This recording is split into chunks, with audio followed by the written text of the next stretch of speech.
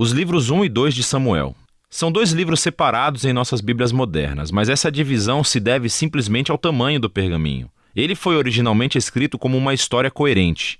Nesse vídeo, nós vamos abordar somente o livro 1 de Samuel.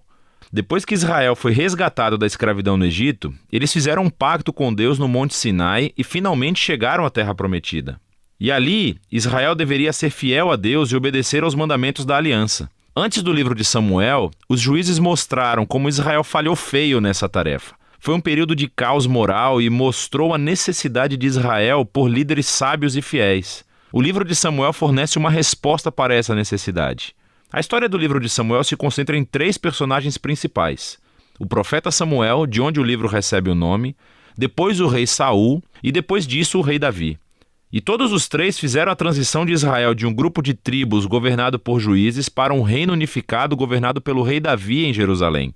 E o livro de Samuel tem um design fascinante que tece a história desses 3 personagens juntos em 4 partes principais. Samuel, o líder principal e profeta, na primeira seção do livro, também desempenha um papel fundamental na próxima seção, que é a história de Saul. E é narrado em 2 movimentos, a ascensão de Saul ao poder e depois os seus fracassos. A segunda parte é sobre a sua queda e a sua morte trágica. E o drama da morte de Saul é correspondido pela ascensão sensacional de Davi ao poder. E a história de Davi é contada em 2 movimentos. Primeiro, ele conta o seu sucesso, seguido por seu próprio trágico fracasso na lenta autodestruição da sua família e depois do seu reino. O livro conclui com um epílogo que reflete sobre toda a história.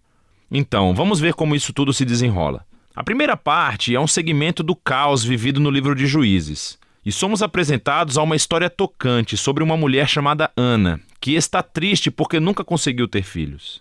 E pela graça de Deus, ela finalmente tem um filho chamado Samuel.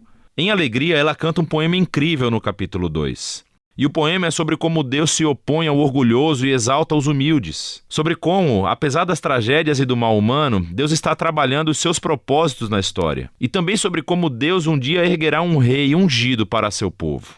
Agora, o poema de Ana foi colocado aqui no início do livro para apresentar esses temas-chave que veremos ao longo da história, como na seguinte: Samuel cresce e se torna um grande profeta e líder para o povo de Israel, ao mesmo tempo em que os filisteus sobem ao poder como arqui-inimigos de Israel. E nessa batalha crucial, os israelitas se tornam arrogantes, e em vez de orarem e pedirem ajuda a Deus, eles usam a Arca da Aliança como um troféu mágico que lhes concederá automaticamente a vitória na batalha. E assim, por causa de sua presunção arrogante, Deus permite que Israel perca a batalha e a arca é roubada. Então os filisteus pegam a arca e a colocam no templo do seu deus, Dagon. E então o Deus de Israel derrota os filisteus e o deus Dagon sem um exército, enviando pragas sobre o povo. Os filisteus não querem mais a arca e, obviamente, a enviam de volta para Israel. E a moral dessa pequena história parece ser isso: Deus não é o troféu de Israel, e ele se opõe ao orgulho entre os filisteus, mas também entre o seu próprio povo. Assim, Israel precisa permanecer humilde e obediente se quiser experimentar a bênção da aliança de Deus, o que inicia a próxima grande sessão. Os israelitas vêm a Samuel e dizem: Ei, queremos um rei como todos os outros povos. Vai encontrar um para nós. E Samuel, que está irritado, vai consultar Deus. E Deus diz: sim, todos os seus motivos estão errados, mas se há um rei que eles querem, então dê-lhes um. E assim somos apresentados a Saul. Saul é uma figura trágica porque ele começa cheio de promessas. Ele é alto, ele é bonito, ele é um candidato perfeito para um rei. Mas ele tem falhas profundas de caráter.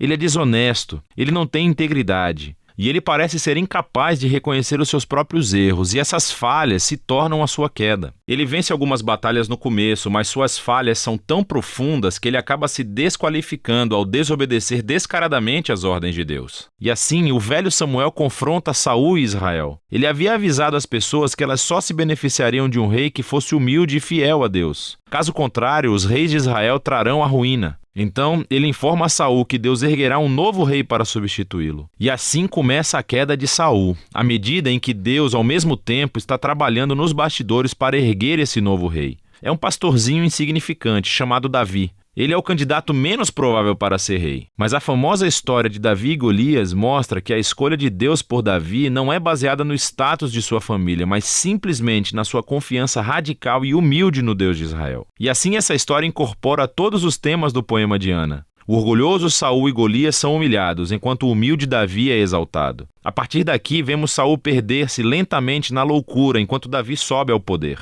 Então Davi começa a trabalhar para Saul como general. E ele ganha todas as batalhas e também ganha toda a fama. Assim, Saul fica com inveja e começa a perseguir Davi, caçando-o e tentando matá-lo. Davi não fez nada de errado, portanto ele simplesmente foge e espera no deserto. E aqui vemos o verdadeiro caráter de Davi. Ele tem múltiplas oportunidades para matar Saul, mas não o mata.